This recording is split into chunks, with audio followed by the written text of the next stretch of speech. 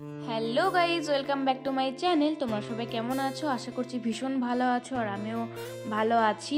তো আজকে শেয়ার করবো হচ্ছে দিদিদের মেটার্নিটি শ্যুটের দিনকের যে দিন ছিল আর কি, সেদিনকের ভিডিও। এটা অনেক দিন হয়ে গেল যদিও, তাও আর কি আজকেই সময় পেয়েছি এডিট করার, তো ভাবলাম আজকে এডিট করে ফেলি, ভয়েস দিয়ে দিই।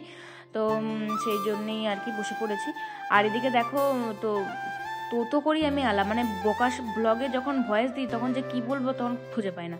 ওই যে দিদিদের ওই গোলাপ লাগবে না, সেই কারণে বাবাকে মেজদি বলে দিয়েছিল যে এরকম একটু ফুল আনবে, তো একটা গোলাপ ফুলের স্টিক আর একটা হচ্ছে যে মাথায় ফুল দিয়ে বাঁধবো সেরকম। এটা হচ্ছে যদিও আগে থেকে অর্ডার দিতে হয়েছিল, আগের দিন রাত্রেবাতে বাবা অর্ডার দিয়ে চলে এসেছিলো, মেজদির সাথে কথা বলে নিয়েছিল।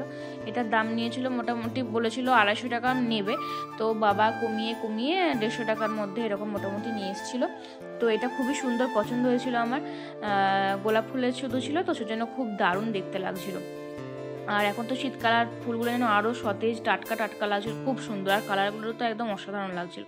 এদিকে তো তাড়াতাড়ি আমার সেজন্য সকালবেলা ঘুম থেকে উঠে, মানে অনেকক্ষণই উঠে তারপরে খাওয়া দাওয়া সেরে নিচ্ছি আর কি, তাড়াতাড়ি জলদি যাতে দেরি না হয়ে যায়। আসলে আমাকে সুদীপ 2টোর সময় টাইম দিয়েছিল।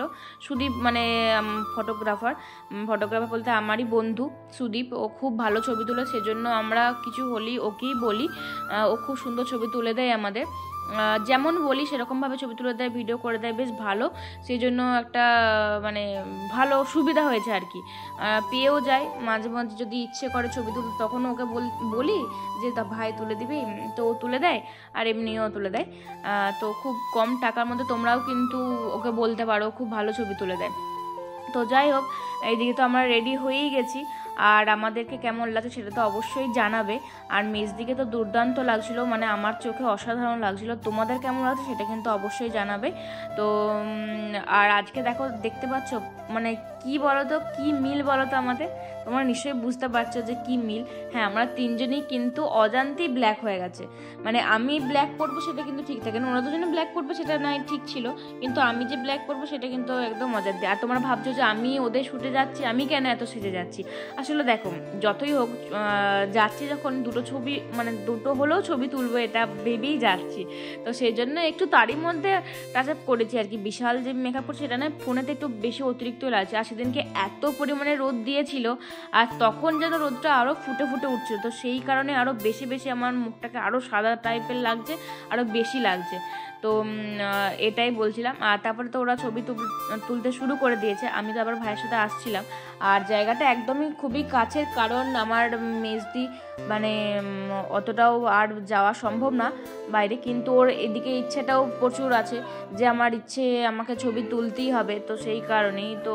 কিন্তু এই কাছের মধ্যে তো সুদীপ বললো যে এইখানের জায়গাটাই বেশি ভালো হবে, মানে আমাদের ওই বাগরোল সাইড দিয়ে যেয়ে বাগরোলের কাছে একটা রাস্তা আছে, ওখানে মাঠ টাইপের আছে, তো সেখানটাতেই আমার ছবি টবি তুলেছি। দেখো ডিএসএলআরের বাইরেটা যাই হোক না, ডিএসএলআরের ছবিগুলো দুর্দান্ত আসছিল, ব্যাকগ্রাউন্ডটা দারুণ দেখতে লাগছিল, আর আমার ফোনেতেও খুব ভালো মানে উঠছিল আর কি। তো ওর তো ভিডিও ওর মতন করে ছবি তুলছিল, আর আমি সেগুলোকে ভিডিও করেছিলাম, তোমার সাথে তো শেয়ার করিয়েছি।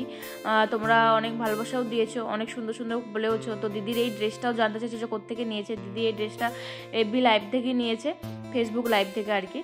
তো আর দিদিরা তো ছবি মানে দেখে গেছিলো পোজ কীরকম কী দেবে না দেবে, তো ওখানে যে যতই পোজ দেখে যাক না কেন, মানে একটা কি বলবো, নার্ভাস হয়, মানে লজ্জা পায়, সব কিছু মিলেমিশেই হচ্ছিলো আর কি। আর দাদা তো মানে নাজেহাল অবস্থা দিদির জ্বালায়, দাদা কিছুতেই বুঝতে পারছিল যে কী করলে কী করে কী করবো, লাভ সাইনটা পেটের মধ্যে কীভাবে আনবো। আর দিদির পেটটা যেহেতু অনেকটাই বড় হয়ে গেছে, তো সেই জন্য হাতটা সবটা আনতেও অনেকটা কষ্ট লাগছিলো, এরকম ব্যাপার আর কি। তো যাই হোক, অনেক কষ্ট করে জিনিসগুলো হচ্ছিল, আর আমি সেগুলোর মধ্যে একটু করে ছবি তুলছিলাম। শুধু দারুণ ছবি তুলেছে, অসাধারণ। দিদি তো সেই ছবিগুলো সবই পোস্ট করবে আস্তে আস্তে, তোমরা তো দেখতে থাকো, সঙ্গে থাকবে, আর অনেক ভালোবাসা দিতে থাকবে এইভাবেই। আর এইটাতে তো ভীষণই হেসেছি, যখন ওই দাদা ওই প্রপোজ করতে আসলো, মানে ভীষণ হেসেছি ওটাতে, তোমাদের তো শেয়ার করিয়েছি। আর দিদি দেখো সবার মাঝেই কিন্তু ড্রেস চেঞ্জও করে নেবে, মানে এটা আমি ওকে প্ল্যানটা দিয়েছিলাম, ও নাহলে বলছিল যে একটা ড্রেস পরেই করবে, তো আমি ওকে দুটো ড্রেস এক্সট্রা নিয়ে যেতে বলেছিলাম, কিন্তু ও আরেকটা ড্রেস নিয়ে আসেনি। তো এই সবুজটাই আমি বললাম, আসলে এটা হুট করেই হয়েছে, দাদার তো ছুটি পাওয়ার কথা থাকেনি, তো হঠাৎ করেই চলে এসেছিলো। তো ভেবেছিল যে ছুটি থাকলে না একটা প্ল্যান করে করা যাবে, কিন্তু হুট করে যেতে চলে এসে তো জামা টামা কিছুই কেনা হয়নি।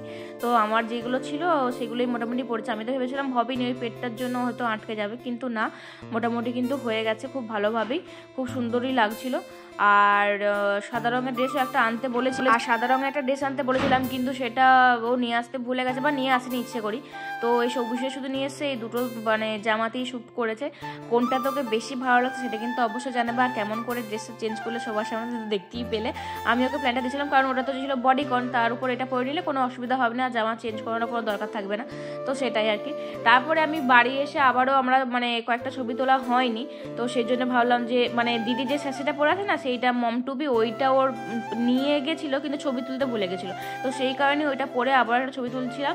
আমার সাথে দিদি সেরকম কোনো ছবি তোলাই হয়নি, তো ভাবলাম একটা ছবি তুলি অন্তত, বা ভিডিও করে রাখি ছবি তুলো, কিন্তু আমার একদমই পছন্দ হয়নি, আমার ছবিগুলো আমাকে বাজে দেখতে লাগছিলো। তো সেই কারণে আমি ভাবছি আমি আর ছবি টবির কোনো পোস্ট করবোই না। আর দাদাকে দিদিকে এইখানটাতে অসম্ভব সুন্দর লাগছিল, এই ছবিটাও দুর্দান্ত উঠেছে, তোমার সাথে শেয়ার করবো অবশ্যই, আমি না হয় দিদি যে কোনো একজন। তো চলো আজকের মতন ভিডিওটা এ পর্যন্তই, কেমন লাগলো কি না সেটা অবশ্যই জানাবে, যদি ভালো থাকে অবশ্যই লাইক কমেন্ট শেয়ার করতেও একদম ভুলবে না। যাই হোক, এইদিকে দেখতেই পেলে আমি একবার করেছি ছবি, কিন্তু আবারও আমার পছন্দ হয়নি বলে আমি আবারও গেছিলাম, তো সেই কারণে আবার একটা ছবি তুলছিলাম। আর এটাই বলছিলাম যে আমি কোন দিকে তাকাবো, আমার নিজের ফোনের দিকে তাকাবো নাকি ক্যামেরার দিকে, যাই এটাই বলছিলাম। আর যদি ভালো লাগে থাকে অবশ্যই লাইক কমেন্ট শেয়ার করে দিও, আর পেজটা যদি নতুন হয়ে থাকে মানে নতুন দেখে থাকো অবশ্যই পেজটাকে ফলো দিয়ে পাশে থাকো, সাথে থাকো। দেখা হচ্ছে পরের ব্লগে খুব তাড়াতাড়ি, ততক্ষণ ভালো থাকবে, সুস্থ থাকবে, আর ভিডিওটা কেমন লাগলো সেটাও অবশ্যই কমেন্ট করে জানাবে। তো চলো আজকের মতন বাই।